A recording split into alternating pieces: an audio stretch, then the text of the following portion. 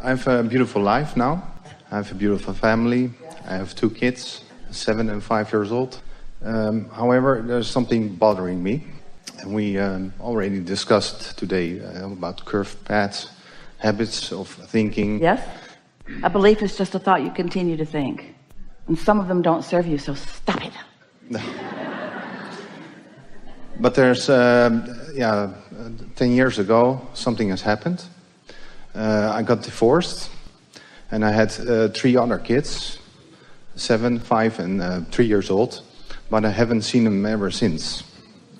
And the problem is that I know when every time their birthday or their Christmas or Easter or whatever, then I'm confronted with my emotions, which leads to certain, habitual thinking, so to speak. But I still got my family now, which I'm very proud of and very happy with, but it's conflicting sometimes. And I have difficulties in canalizing my thoughts and my feelings for that.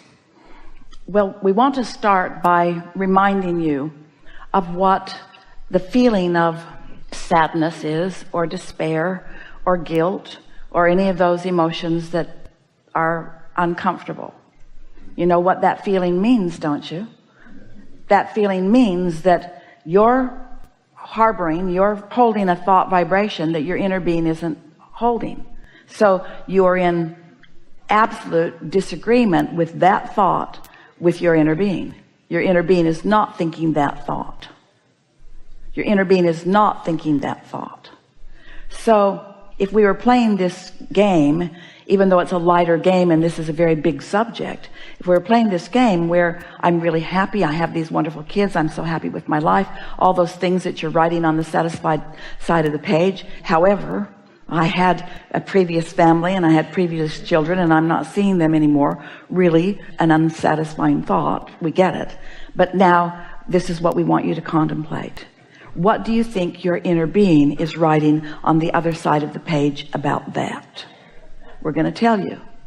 Parents give avenues, path of least resistance avenues, for consciousness to come into physical form. That's a big deal, and that's enough. Giving them an avenue in is something that your inner being is over the moon about. You see what we're getting at? Mm-hmm. Your inner being is knowing that everyone, we want to start with what we were saying earlier about standing on your head in all kinds of ways in order to create conditions that anyone who looking at those conditions would then benefit from. That was not the agreement that you had with those people. Do you understand what we're getting at? Yes, I understand. Yep. And yet, from human perspective, you may have heard the crowd's sadness at your sadness. When you said that, like, oh, that's so sad. Why does it have to be sad? Why does it have to be sad? It's a little bit sad, but it's also... Why do people turn things like that into sadness? That's like saying, oh, we came to Miami. We came to the Hyatt Regency. We spent time together. We bonded. We were brothers and sisters and comrades. We were together. And then the time was up and the doors opened and we all went our separate ways. And I longed for what we had. And we say, just get out. Get out and get on. And don't ever make yourself so important to any other person that they can't live without you or you can't live without them. That's looking for love in all the wrong places, you see.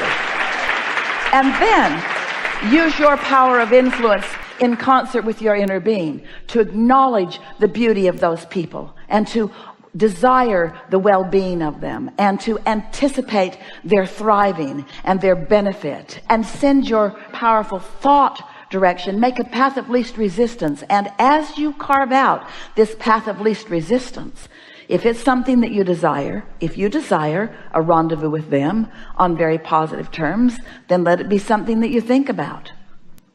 Path of least resistance is carved out. It's carved out for you. If you have been wishing that, if you have been wanting that, have you? If that's been something that you've been desiring, your inner being's been all over it already, and 99% of it is already carved out. But you can't find that path when you are in regret. You can't find that path when you're feeling guilty. You can only find that path when you are in joy, you see. Yes, I understand. But you do? okay. Enough? Yes, but I have one little thing. That's what I know it's not necessarily the sadness, but it's the feeling of uncertainty, more or less. How are they being well? Are they? I don't have any contact with them, so Well, we have some questions for you. Do you believe in the power of your thought? Yeah. Do you believe in the power of your influence? Definitely. So if you're going to carve out a thought pathway that will be influential and beneficial to them, do you want to carve out a thought pathway that they are thriving or that they are not? No, I want to they're thriving. But what you're saying to is, no, Abraham, I need a reality that I can respond to. And we say the whole point of everything that we've been talking about here today, this is what man and woman, mankind and womankind are hung up on. You keep looking at reality and then letting the reality that you're looking at be what you respond to. Wouldn't it be lovely if everything were sort of unknown by you? Wouldn't it sort of be nice if you didn't have a reality that was tripping you up every step of the way? Wouldn't that be sort of nice? Wouldn't that be sort of nice? Stay with us. Wouldn't that be sort of nice? Under these conditions, you can see it the way you want to see it and influence it toward that. It's much easier to see it the way you want to see it and influence toward that than to see something that isn't the way you want to see it and then make your way around that. Did you hear that? Yes. That may be the most important point that we've made all day or ever. It really speaks to what conditional life and love is, you see. And there's another thing that we want to say to you, because often humans, we love you so much, you want closure in a universe that's only about openture. There's no ending to anything. Every relationship is eternal. There's no ending to anything. Now, of course, what you're talking about, we talk about it too. Life causes you to put things in your vortex. Those thoughts become things. And that turning thoughts to things is really about what the deliberate deliciousness of life really is all about. You getting to find the vibrational wherewithal and then to witness the thoughts turning to things. And so manifestations really matter, and they should matter to you here in these physical bodies, because that's one of the important components about you being here. You came here so that you could demonstrate in very real terms where the reality that already existed, that you could become a part of it and add to it, and then perceive the evolution or the evolved reality through your own physical senses. So of course you want to see the children that you've created. Of course you want to be in some way part of the life experience of all of that. That's just the most normal thing in the world, to want to turn the thoughts to things and then revel in the things that have been turned to from thoughts. We get that. But you all are so hung up on these things once they become things that you stop turning anything to things deliberately. You just keep regurgitating what you've already, you see what we're getting at? This is what this is all about for you, and for us to demonstrate and talk about in very productive ways for those who are and will be listening in, is that you're too hung up on yourselves, and you're too hung up on each other, and you're too dependent on outcomes instead of becomings. It's the becomings, you see. So in every moment, because every relationship is eternal, every moment can be a new beginning for you about something, a new becoming. You get to, from right where you stand on every subject that is important to you, you get to make a new statement of intention. And here's the thing. This is not what you're expecting us to say, but what we're going to say is going to be so meaningful to you. What you want has already been accomplished vibrationally.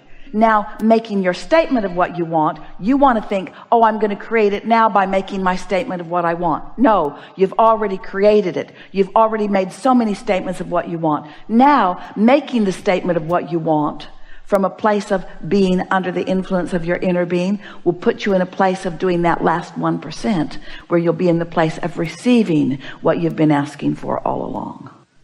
And it'll come in the most natural, beautiful, surprising, adventurous, delicious of ways. Do you believe it? I believe it, yes. Thank you very much. Let's stay right there.